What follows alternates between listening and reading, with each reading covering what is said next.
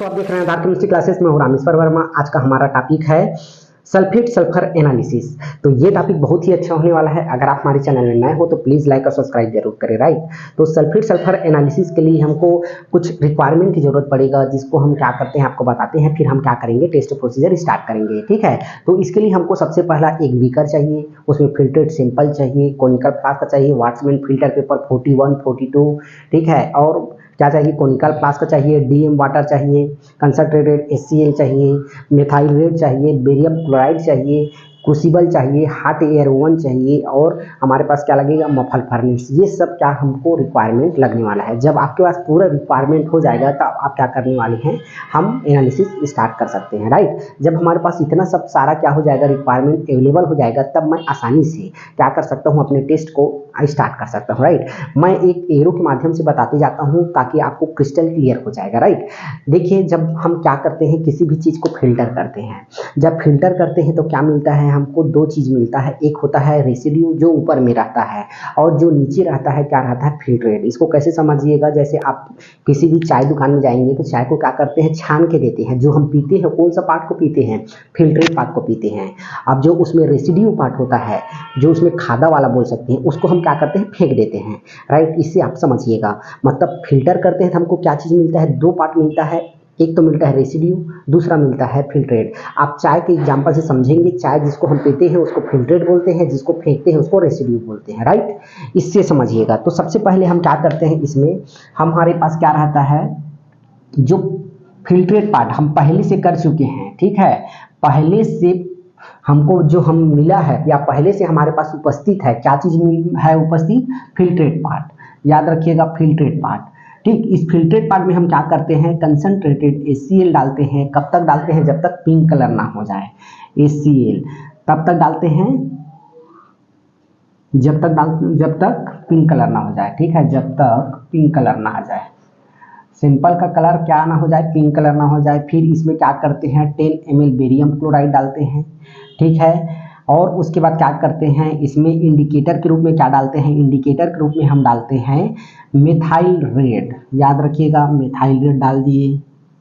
ठीक है, अब इसको क्या कर देते हैं, 24 घंटे के लिए, 24 आवर्स के लिए इसको क्या कर देते हैं, सुरक्षित रख देते हैं ढक के। ठीक है, हमने क्या बताया, इसको यहाँ से समझाता हूँ। हमारे पास जो एक रेसिड्यू पार्ट है, याद रखिएगा, ये रेसिड्यू पार्ट हो जाएगा। ये क्या हो जाएगा, बीकर है। इसमें लगभग 300 ml सैंपल हम क्या करते हैं, जो हमारे पास क्या है, फिल्ट्रेट पार्ट है, ये सॉरी फिल्ट्रेट पार्ट है।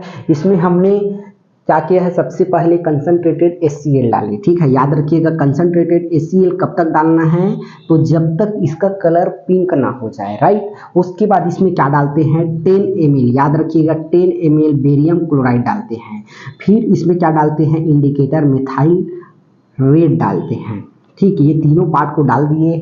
डालने पर क्या करते हैं, इसको नेक्स्ट डे के लिए रखते हैं, 24 घंटे बाद के लिए रखते हैं। मतलब ठीक है, जब 24 घंटे तक रख देते हैं तो इसमें बेरियम क्लोराइड जो डाले हैं, जो क्या करता है, PPT फॉर्म में कन्वर्ट करने का काम करता है। ठीक है, तो ये हम 24 घंटे बाद जब आके देखते हैं तो सैंपल में नीचे लेयर में, यहाँ लेयर में सरफेस में क्या हो जाता है, PPT जम गया रहता है।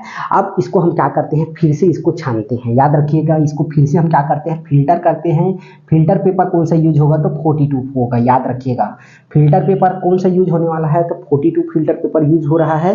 इस सैंपल को हमको क्या करना है, यहाँ पे फिल्टर करना है। जब फिल्टर करते हैं तो फिर से हमको दो पार्ट मिलेगा। एक मिलेगा रेसिड्यू, याद रखिएगा, ये रेसिड्यू होता है, ये फिल्ट्रेट होता है। अब हमको जो रहेगा, फिल्ट्रेट पार्ट को फेंकना है नेक्स्ट डे में, और रेसिड्यू को रखना है। ठीक है, जब फिल्टर करते हैं अच्छे से, इसको डीएम वाटर में, हॉट वाटर में, जो सरफेस में जो चिपका रहेगा उसको भी क्लीन करके क्या करते हैं, फिल्टर कर देते हैं।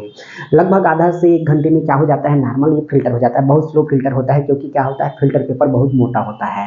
42 फिल्टर पेपर का खासियत क्या है, वो एसलेस होता है। ठीक है, इसलिए उसको हम क्या करते हैं, यूज करते हैं। ठीक है, तो हम क्या किया, इसको फिल्टर कर दिए। फिल्टर करने के बाद देख रहे हैं जो हमारे पास सैंपल बचा, ठीक है, उसको हम क्या करते हैं, एक क्रूसिबल में, क्रूसिबल को सबसे पहले आपको क्या करना है, हॉट एयर ओवन में 15 मिनट के लिए रखना है, ताकि उसमें कोई भी मॉइस्चर कंटेंट ना हो, कोई भी जो ऑर्गेनिक कंटामिनेंट्स हो वो क्या हो जाए, वो जल जाए। ठीक है, या फिर जो हमारे पास जो क्रूसिबल है एकदम नीट एंड क्लीन चाहिए, ये बोल सकते हैं। ठीक है, वो हुआ। उसमें इस जो फिल्टर पेपर है उसको फोल्ड करके हम क्या करते हैं, रखते हैं, और उसको हम फिर क्या कर देते हैं, हैं हॉट एयर ओवन में एक क्या कर देते हैं 108 डिग्री टेम्परेचर में हम आधे घंटे के लिए उस सैंपल को रख देते हैं तो पूरा क्या हो जाता है मॉइस्चर आउट हो जाता है, मॉइस्चर उसमें क्या हो जाता है कुछ रहता ही नहीं है।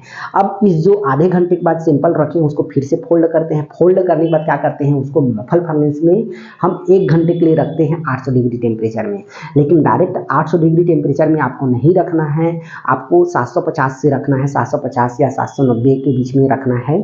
उसके बाद 800 से आपको 1 घंटे के लिए काउंट करना है। जब 1 घंटा हो जाएगा तो आपको जैसे आप कब लिए थे प्री वेट, आपको एम्प्टी वेट सबसे पहले क्रूसिबल का लेना है। जैसे आप हॉट एयर ओवन से लाए फिर उसको वेट कर लिए, वेट करने के बाद आप क्या किए हैं ये फिल्टर पेपर को उसमें रखे हैं, ठीक है। तो मान लो हमारे पास हम जो वेट लिए हैं, ठीक है, वेट लिए हैं, उस वेट कितना हो जाएगा हमारे पास 20.00 हो जाएगा। ये क्या हो जाएगा एम्प्टी क्रूसिबल का वेट है, ठीक है। और उसके बाद जो हम वेट करके नया वेट लाए हैं, ठीक है, तो 0.20 ग्राम हो गया। इसमें हमको क्या चीज़ करना है, केवल 2 ही वेट लेना है। इसका फार्मूला क्या हो जाएगा, केवल 2 final weight minus initial weight, ठीक है। इसमें केवल 2 ही वेट होता है, आपको बीच का वेट नहीं लेना है। तो ये हमारे पास इनिशियल वेट हो गया है और ये हो जाएगा फाइनल वेट। अब दोनों को घटाते हैं तो क्या हो जाएगा 0.020 ग्राम। ये हमारे पास क्या हो जाएगा सिंपल जो हमारे पास सल्फेट सेल जो उसमें जला हुआ है, ठीक है, जो हमारे पास जो पीपीटी था उसका वजन कितना हो गया 0.02 ग्राम, ठीक है। अब इसको हम क्या करते हैं 5 से डिवाइड करते हैं। 0.020 को अगर हम 5 से डिवाइड करते हैं तो क्या हो जाएगा हमारे पास 0.040, ठीक है, ये 4 हो जाएगा। अब इसको हम क्या करते हैं 0.04 को हम 13.74 से, याद रखिएगा 13.74 से इसको क्या करना है गुणा करना है। 0.04 को हमको क्या करना है 13.74 से जब गुणा करते हैं तब हमारे पास जो आता है 0.054, ये हमारे पास क्या हो जाएगा परसेंट में रहेगा। यही हमारे पास जो आ रहा है वो सल्फेट सल्फर का परसेंटेज हो जाएगा, ठीक है। तो इतना हमको क्या करना है, सब कुछ कैलकुलेशन करके हम पता लगा सकते हैं कि सल्फेट सल्फर हमारी जो फिल्ट्रेट पार्ट में दिए थे या जो हमको सैंपल मिला था उसमें कितना है 0.0454% है, ठीक है। तो इसको हमने क्या क्या किया तो शुरू से हम आपको बता देते हैं। हमारे पास जो पहले फिल्ट्रेट पार्ट मिला उसमें हम क्या डालते हैं HCl डालें, HCl डालने के बाद क्या करते हैं बेरियम क्लोराइड डालें, बेरियम क्लोराइड डालने के बाद इंडिकेटर मेथाइलेट। फिर इसको नेक्स्ट डे के लिए रखते हैं, नेक्स्ट डे आके हम फिल्टर करते हैं किसमें फिल्टर पेपर 42 में। फिल्टर करने के बाद जो रेसिड्यू बचा उसको हम क्या करते हैं हम एक क्रूसिबल में सूखा हुआ जिसको हम प्री वेट ले लेते हैं। प्री वेट लेने के बाद क्या करते हैं उसको हॉट एयर ओवन में ही रखते हैं आधे घंटे के लिए ताकि उसका मॉइस्चर क्लियर हो जाए। फिर मॉइस्चर जो क्लियर हो गया हट गया उसके बाद उस सैंपल को हम मफल फर्नेस में 800 डिग्री टेम्परेचर में हमको काउंट करना है 1 घंटे के लिए, लेकिन रखना उससे पहले है।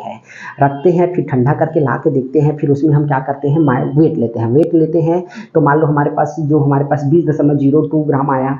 अब सैंपल का वेट कितना हो गया हमारे पास 0.02। इसको हमको क्या करना है 5 से डिवाइड करना है।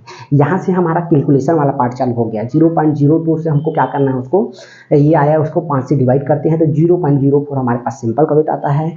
और एक स्टैंडर्ड वैल्यू होता है हमारे पास 13.74, उससे अगर हम गुणा करते हैं तो 0.054 इस सैंपल का वेट आया। मतलब सल्फेट सल्फर का अगर कोई वैल्यू पूछे तो आपको इस सैंपल का 0.054 इसका क्या हो जाएगा वैल्यू हो जाएगा, राइट।